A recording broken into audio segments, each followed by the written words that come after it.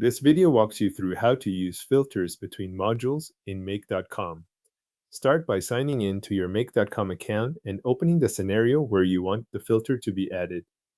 Once the scenario is on screen, look at the path between the two modules involved, filters in make. Signs sit on the connection line, so you will be working between the module that sends data and the one that receives it. Click the connection line between those two modules. This opens the place where you can control what is allowed to continue through the scenario.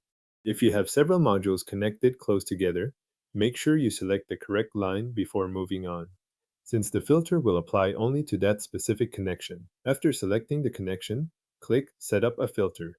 This opens the filter configuration window. Here you are defining the rule that make.com will check before passing data from one module to the next. Enter a name for the filter.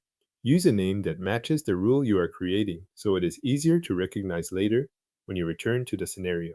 The name does not affect how the automation runs, but it helps identify the filter when you review or update the setup.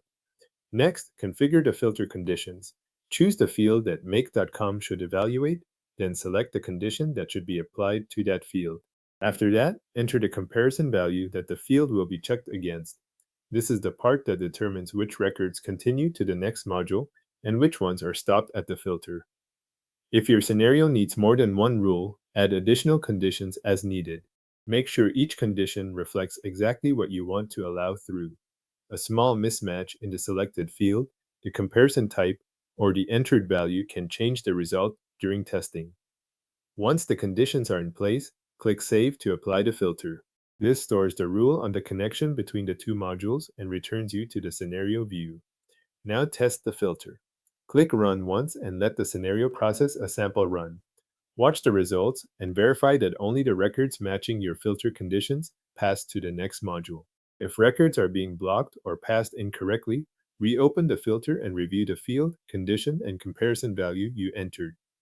When the test behaves as expected, save the scenario, then switch the scenario on so the automation runs with the filter active going forward. Saving keeps the updated filter in the scenario, and turning the scenario on makes sure the rule is used during live runs.